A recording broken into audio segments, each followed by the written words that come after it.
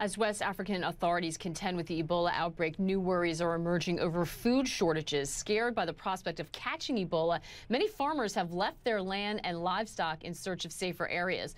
With food scarce, the World Food Program says it's received $59 million in aid, $59 million, but it needs around 3 times that amount. Joining us now is Kenneth Quinn. He is the president of the World Food Prize Foundation and a former U.S. ambassador to Cambodia. Thank you very much for being with us.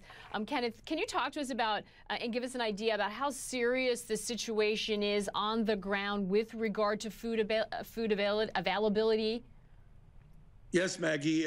Last week in Des Moines, Iowa, at the World Food Prize Borlaug Dialogue, we had the ministers of agriculture of Liberia and Sierra Leone, as well as a live address by the president of Sierra Leone and the president of the International Fund for Agricultural Development, all of whom were addressing this issue.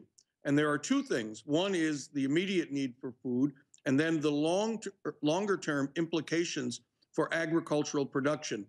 And the terms that were used in those discussions were very startling and sobering. They talked about the very survival of Sierra Leone. Those are the words the president used. They talked about the impact in a catastrophe of epic proportions. The minister of Liberia said that all of the gains that had been made in the last 6 years to build the country back up after its devastation from civil war have been wiped out. They talked about communities being wiped out, farms being allowed now to lay fallow, crops not being harvested. So I'm so glad the World Food Program, for whom we have great admiration, is working on the immediate short-term feeding people, but the longer-term implications for agricultural production are immense and enormous. There could be mass starvation of both of these countries. And this is what emerged last week from the discussions here at the World Food Prize. And it really sends a signal to the ministers who are meeting today and the heads of government that we face a dramatic and urgent need.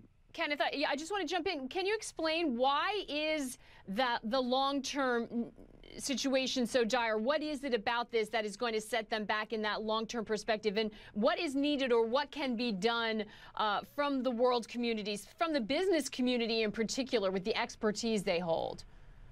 Well, the long-term implications are such that if farmers are not able or are afraid to continue with agricultural production, and the countries will have to import food and don't have the money to do that, they face the prospect of their agricultural sector collapsing because it's built upon investments and continuing program for continuing interaction with the global trading system.